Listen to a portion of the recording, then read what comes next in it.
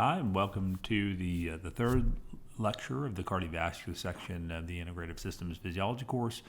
So far what we've covered in the course has been cardiovascular anatomy, as well as some of the action potentials that are contributing to the excitability and automaticity of the cardiovascular central cardiac system. Today, what we'll be focusing on predominantly is the electrocardiogram in health and disease. And so, what we're really moving towards now is from these electrical events that are occurring in the heart to how they are translated to a clinically meaningful readout of the electrocardiogram. So here is a depiction of the normal electrocardiogram. So you can see it's got a number of parts that are relatively clearly labeled here. We've got the P wave, which is atrial depolarization, QRS complex, which is ventricular depolarization, and then the T wave, which is ventricular repolarization. And so what we'll do now is we will go through these in much more detail, but essentially what we have is a region of this that is related to both atrial and ventricular depolarization and contraction, followed by a period which is representative of largely ventricular repolarization, which masks any sort of signal from atrial repolarization.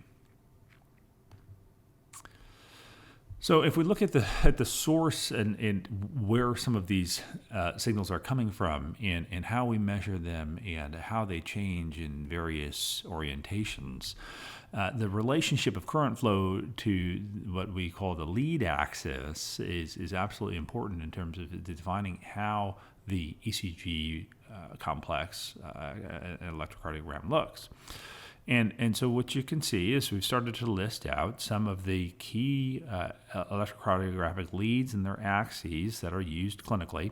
And so we've got leads 1, 2, and 3, AVR, AVL, AVF, and then precordial leads. And so importantly for each one of these, the direction and magnitude of the deflection made inside the ECG waveform is depicted based off of the direction of the current flow as well as the axis of the ECG lead. So you can see here on the right, if we have the axis of the ECG lead being the negative on the left, the positive on the right, and it's going in a straight line here, and the vector of the current flow is going directly in line with that axis. You can see that maximizes the deflection that you will see on the electrocardiogram. Similarly, if the vector is slightly off axis, you'll see, again, a positive deflection because you've got a positive current going towards a positive lead, resulting in a slightly smaller deflection in the electrocardiogram. If the vector is going perfectly perpendicular to the ECG axis, then what you can see is you have no deflection in the electrocardiogram. And similarly, it is the reverse if the positive or depolarizing vector is headed in the direction of the negative lead.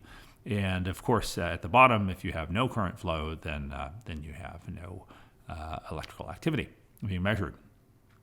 Now, when we start to look at these here in more detail, what you can see is that we've got leads 1, lead 2, and lead 3. And again, what you would deduce from this would be that when we're looking at lead 1, we know that the cardiac vector is heading roughly leftward, right? And this is an individual facing you, so the left is over here. You can see that the positive lead is over here. Negative lead is on the right arm, and similarly, you have this PQRS and T waves, those all being positive. And that would be lead 1. Lead 2 goes from the right arm down to the leg, and again, this being largely in line with the vector of the heart, so the amplitude of these deflections is slightly larger than what you'd observe in lead 1. And in lead 3, you can see that this is going from the left arm down to the leg, and so now you are again roughly having something that is somewhat out of alignment with the vector of the ECG of the ventricular depolarization. So these are going to be slightly smaller than what you'd observe in lead 2. when we look at what we would view as being augmented limb leads, or leads AVR, AVL, AVF, the reason why these are called augmented leads is because there's a virtual lead that is being produced based off of the summation of two other leads.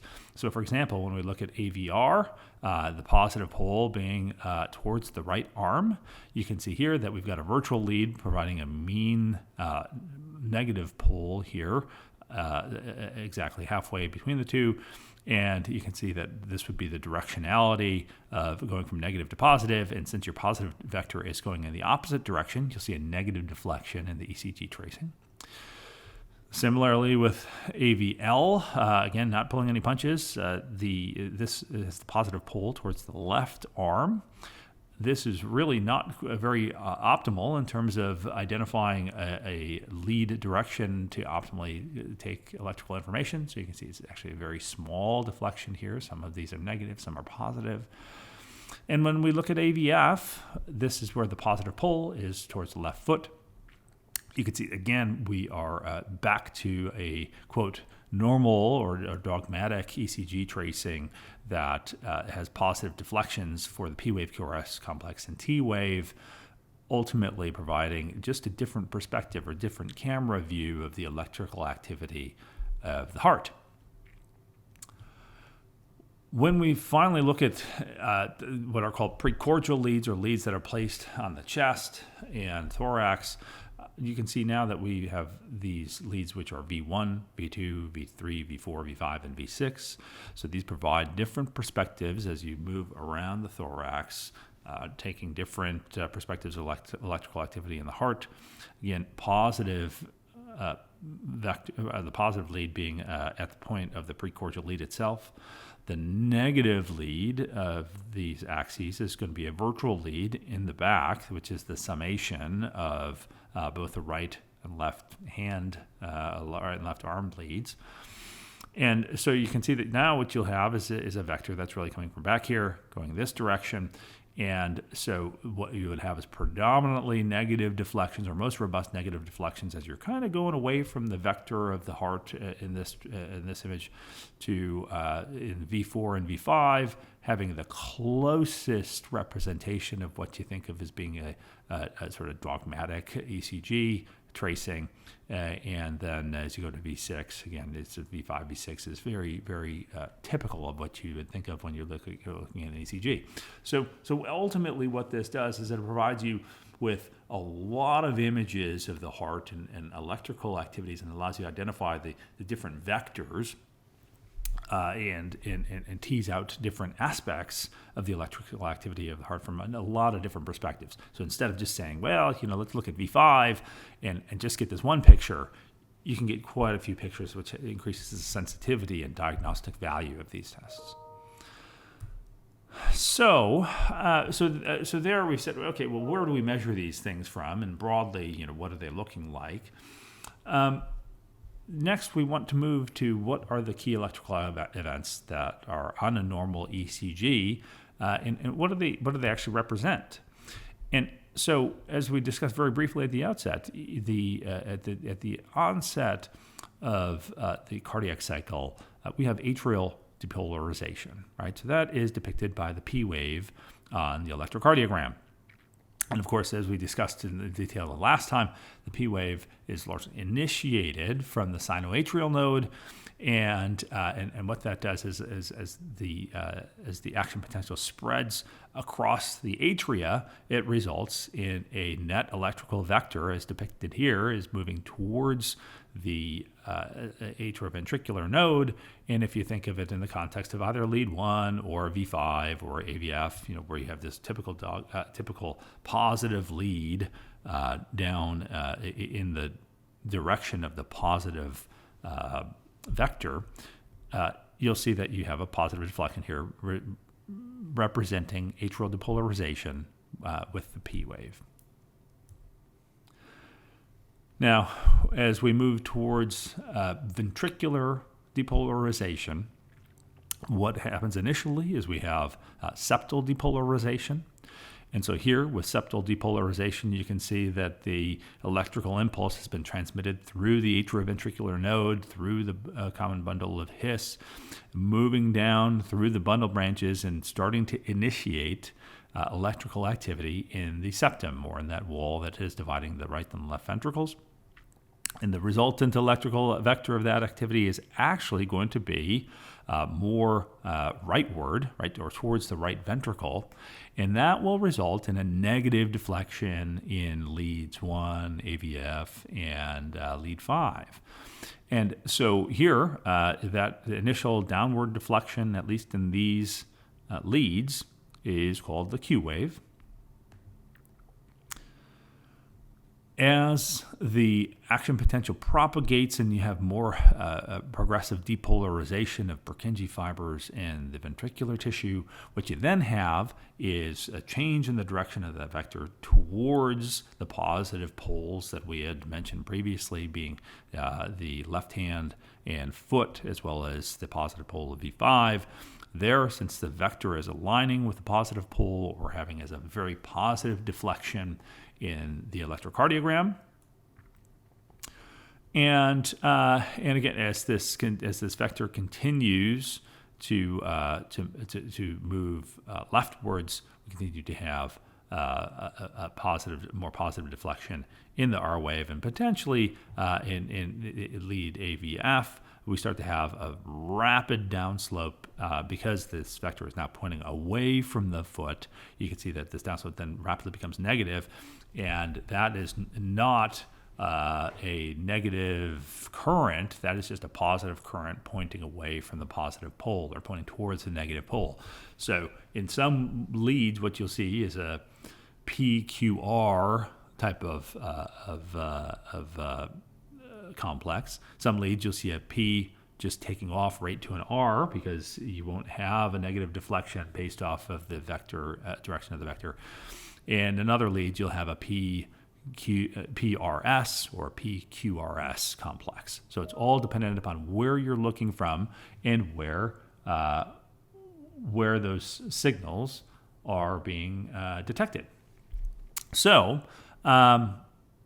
so in summary, what we have then is we've got the SA node. When we're looking at positive vectors, we've got the SA node resulting in depolarization. Again, P wave, positive vector towards the positive pole. QRS complex, we've got sometimes a negative vector because we've got a positive vector moving towards a negative pole, being a negative deflection for the Q wave. R being positive vector towards a positive pole.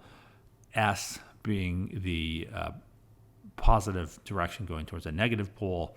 And then interesting what we have here is for the repolarization vectors, that T wave out at the end of this entire complex, that is actually the repolarization vector. And so oftentimes what you have there is a negative vector moving towards a negative pole, which ends up being a positive deflection in the QRS complex. And so I think there it is just important to remember that with the T wave, that's not a depolarizing event. That's actually a negative current that is occurring, moving towards the negative pole, resulting in a negative times a negative being a positive. So collectively, when we're looking at the normal electrocardiogram, that is largely what we're looking at. Alphabetically, of course, just P, QRS, and T.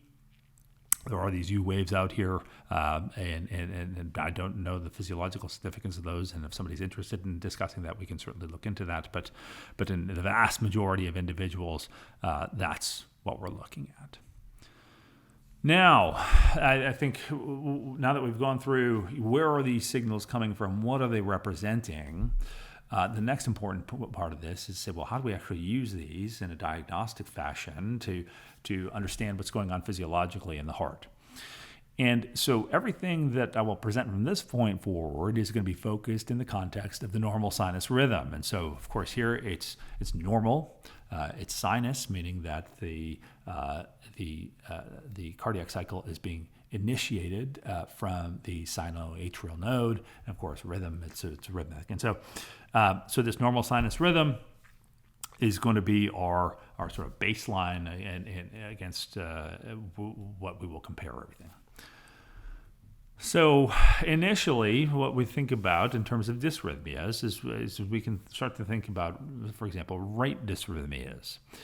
And so you can see we've got a normal sinus rhythm on the top. On the bottom, what you can see here is that we have a dysrhythmia. And if we start to break this down, we would say, okay, well, we're starting here with a QRS complex aligned with our normal sinus rhythm. And of course, the rate at which the ECG and the QRS complexes are being fired and cardiac cycles being fired is lower in this trace. So what you can see here is that this is sinus bradycardia. You would define it as sinus bradycardia, of course, because every QRS complex is being preceded by a P wave. So the P wave is still driving the cardiac cycle, but the rate is much slower, so bradycardia, and that is generally defined as a rate less than 60 beats per minute. Now, reciprocally, when we look at this next trace, again, on the top, normal sinus rhythm. On the bottom, we start to break this down. We look at this. We've got our alignment of our initial QRS complex. You can see that the rate at which the sinoatrial node is firing is substantially increased. And so we've got P, QRST, P, QRST, every QRS complex being preceded by a P wave. So this would be a sinus rhythm. And in this instance, this would be sinus tachycardia, right? So accelerated heart rate, all complexes being normal, evenly spaced, and a rate that's greater than 100 beats per minute, or greater than the anticipated intrinsic rate of the sinoatrial node, if you recall from our previous lecture.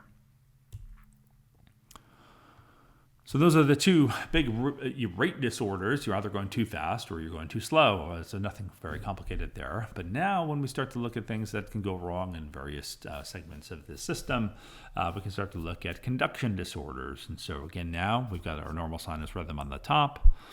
On the bottom, what you can see here is that when we're looking at the PQRS complex, P and QRS complex, when we look at the P wave versus the QRS complex, you can see there's a significant delay here and lengthening of this period of time between the P wave and the QRS complex. And so there, what we're seeing is a partial dysfunction of the atrioventricular node, because it's not allowing the propagation of that electrical signal through there at the rate at which we would like it to.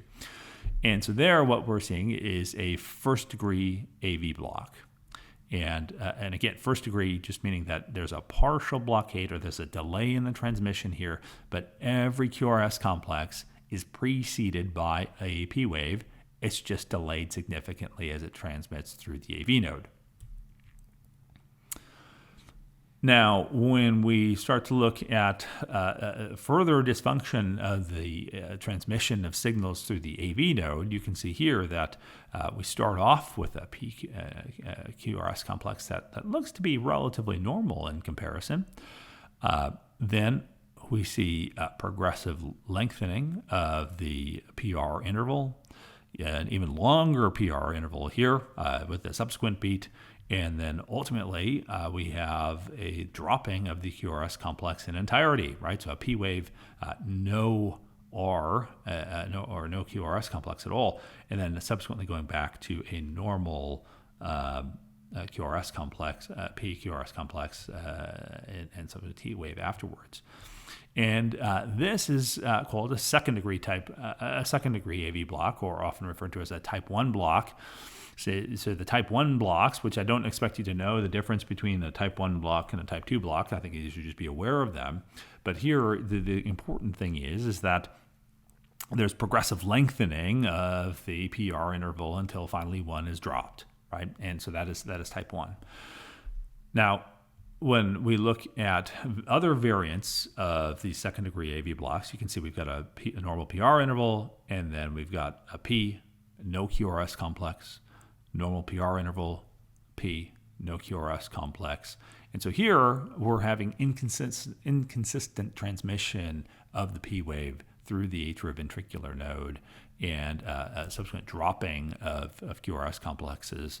And this, again, it's a second degree AV block where we're just having inconsistent transmission of signals through the AV node to the bundle branches and Purkinje fibers, which is resulting in the occasional dropping of QRS complexes.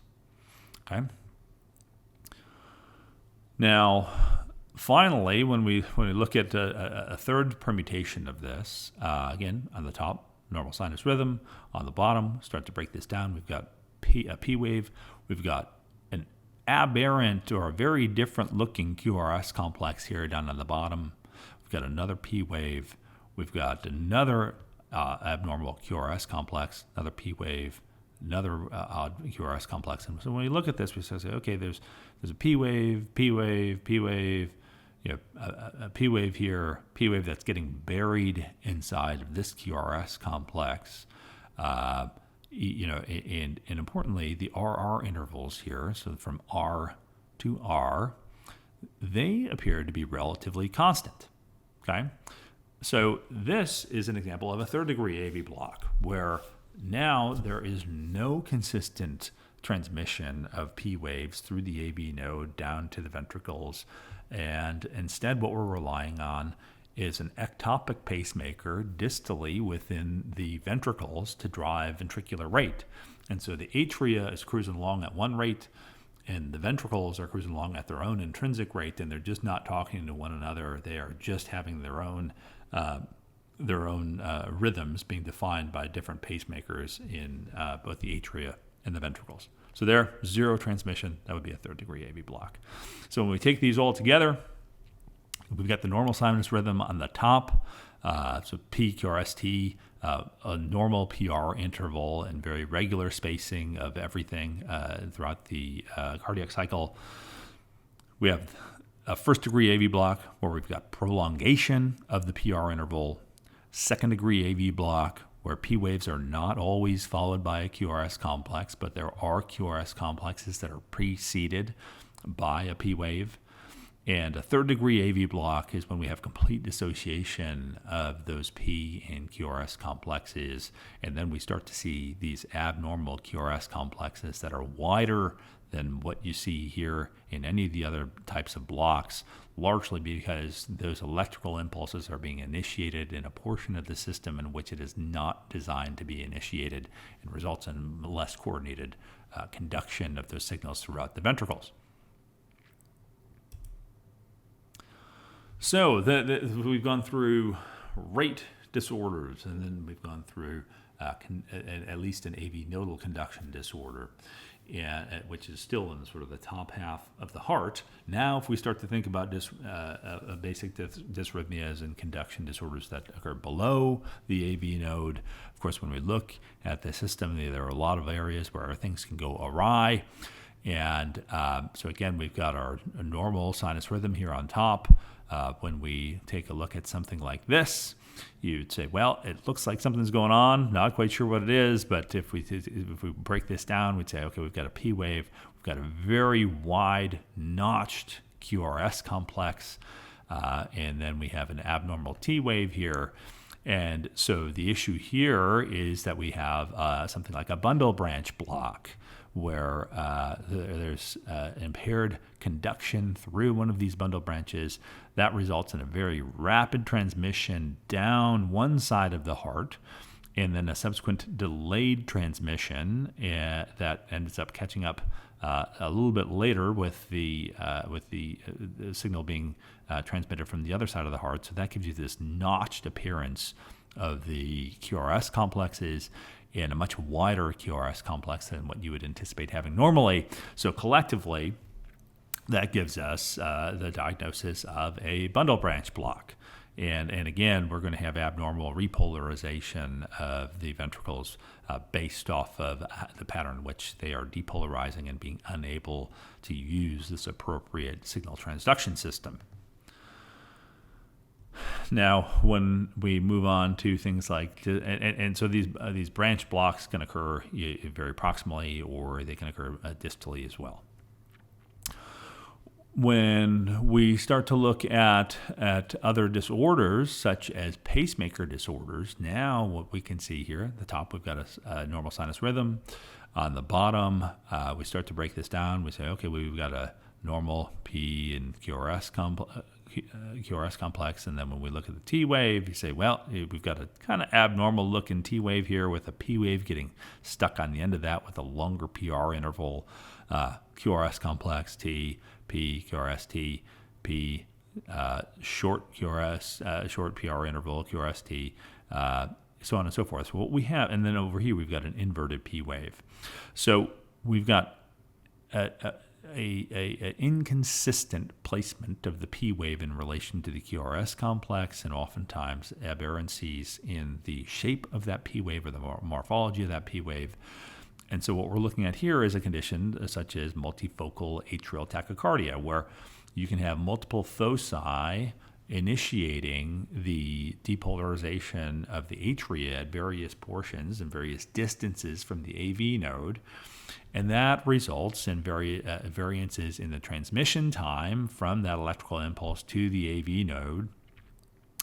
And that's where you're getting either a good signal of which that's using most of the normal conduction pathways within the atria, or something that's very abnormal, still moving in a relatively positive direction towards the atrioventricular node, resulting in a positive deflection here, but then also having a very long delay for it to result in depolarization of the AV node and transmission through the ventricles.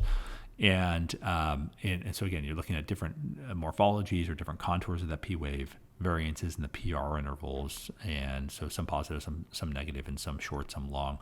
But importantly, every QRS complex being preceded by a P wave. So here, as one of the students had brought up in our previous lecture, he'd say, well, okay, what happens when there is an ectopic pacemaker that is being set by the AV node, right? And that is depicted here, where now the P wave is inverted, and it actually occurs after the QRS complex.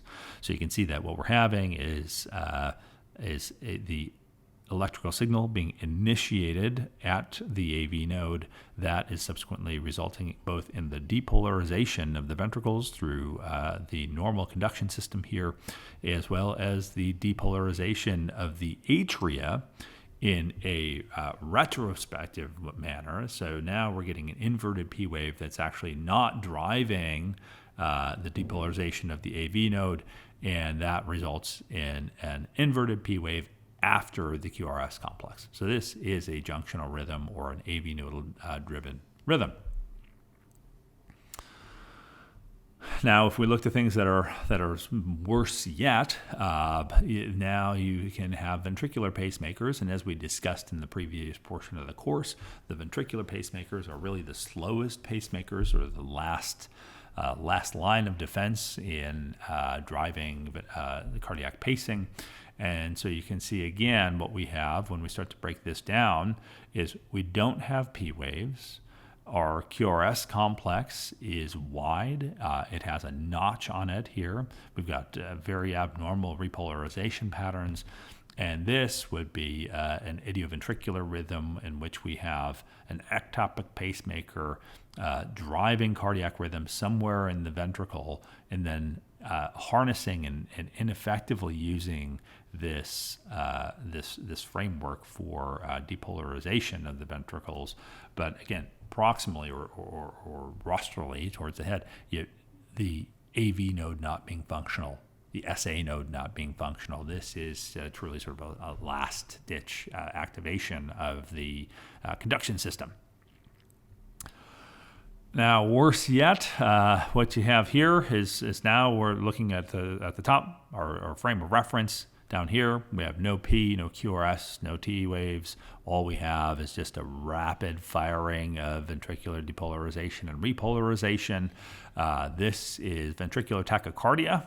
And so this often occurs with an infarction, and where we have slowed conduction of the margin of the ischemic area, and re-entry with this rapid repetitive depolarization. And what you have are these really wide, bizarre QRS complexes that are happening very rapidly. Again, this can be initiated if left untreated by atrial flutter, as we discussed in the last lecture. But again, should you have this condition, you will definitely be symptomatic and not having effective cardiac contraction. As things progress and ischemia becomes worse, you can now have much less regular contraction.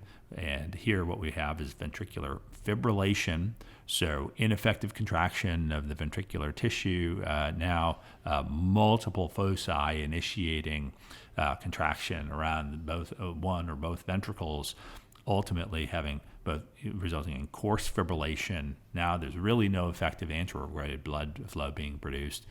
When you go to fine fibrillation, then truly you're at death's doorstep, and then ultimately that leads to asystole, or no electrical activity and no contraction of the heart.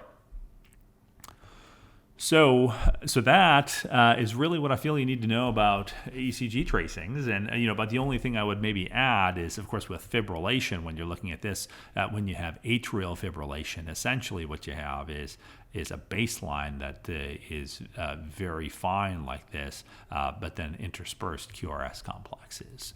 But again, you're not expected to know that. I think it's really just saying, well, how do you take some of the core physiological principles and observations that we're taking from these ECG traces and put those together to interpret physiologically what's going on. So that's what you need to know and be able to identify.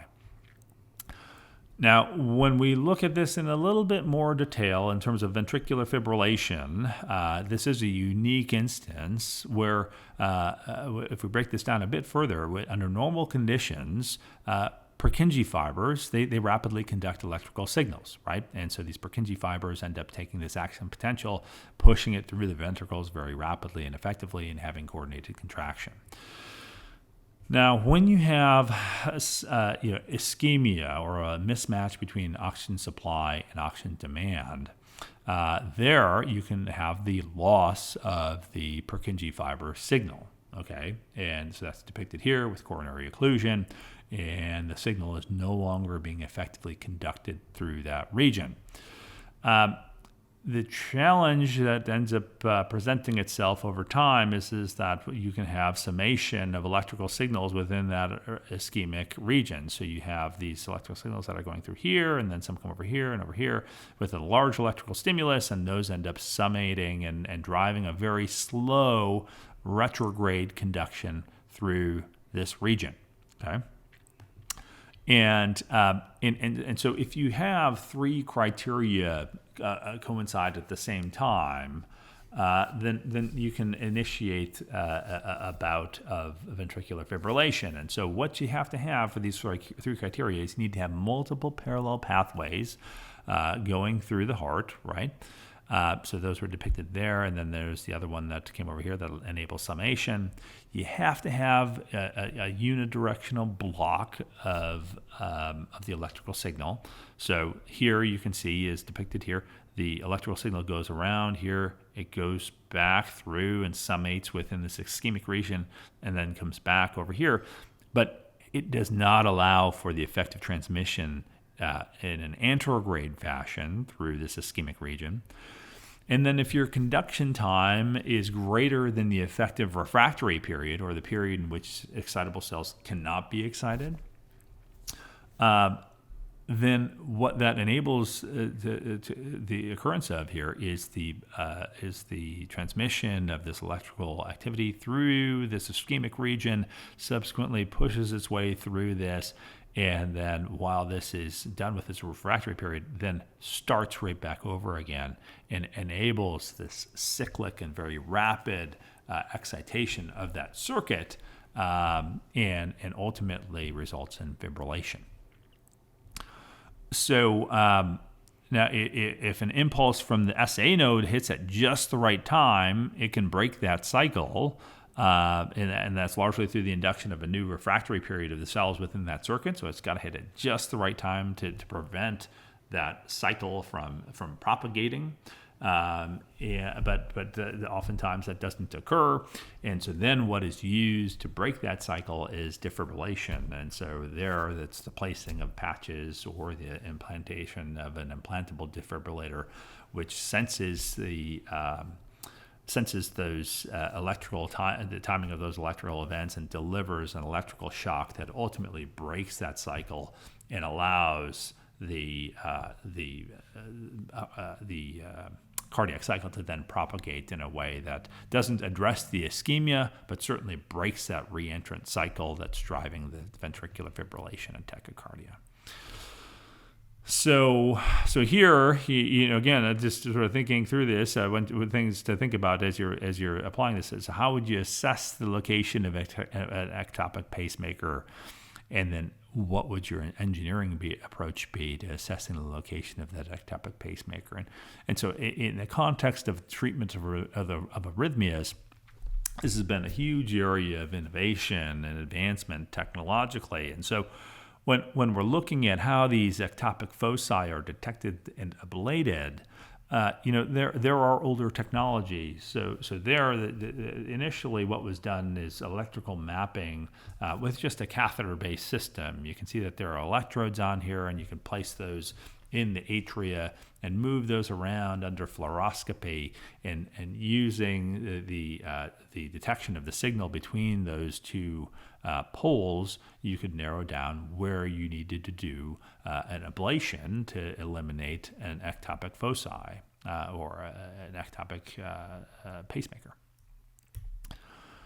And oftentimes what you would get would be something that looks not so dissimilar to this, which would provide you with an approximated structural mapping of where you think these hot areas of ectopic foci are. You can see here in the normal heart, everything is nice and blue-green and not so irritated, whereas with atrial flutter, what you have are these ectopic sites of high irritability or arrhythmogenicity. And those are the sites that you would subsequently need to ablate and eliminate, so you can then eliminate those ectopic beats and subsequent electrocardiographic anomalies. Now, as we move on to more elegant technologies, you can see here, this is a newer technology that is clinically available with integrated multimodality detection and mapping of ectopic foci, and it combines ultrasound technology, so ultrasonic crystal imaging, with electrodes that enable the detection of electrical signals. So now you can get much more refined image of both the structures that you are looking at and where you need to be, what is normal and abnormal or anomalous, and what isn't, and then have a functional overlay of that information with the electrical activity that is subsequently driving arrhythmogenicity or a normal sinus rhythm, whatever the case may be. So here, much more granular, accurate depiction of what is occurring and where it is occurring. Now, there are also strategies to integrate alternate imaging approaches that require much more advanced image registration. So you can see here what they've done is using fluoroscopy used during the mapping procedure, so you largely know where you are. They can take this imaging along with their electrical mapping information, take a CT overlay and register these two images. So now you can take the CT and you know where everything in this fluoroscopic image is. So we're going from 2D to a 3D registration, and then ultimately doing electrical mapping integration. So now you not only have the appropriate and accurate structures, but a very detailed depiction of where these hyperactive regions of the atria or ventricle would be, And again, you've got a region here that would be very difficult to detect otherwise and image otherwise, which is representative of scar tissue. Again, not a significant amount of electrical activity in this region, and really just providing a much more granular understanding of a patient's condition as compared to the oldest technology, which is simply just two-dimensional structural mapping. So with that, that is what I think you need to know with regards to ECG and how the ECGs are measured, as well as how those electrical activities are measured in the heart, and therapeutically how those different regions within the heart are detected. Hopefully you found this interesting in the context both of physiology as well as how imaging modalities and other measurement modalities can be used and combined to advance our diagnosis and treatment of patients with arrhythmias.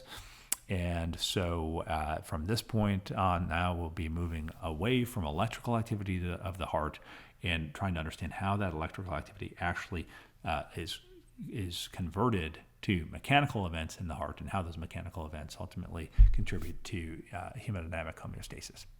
Thank you very much.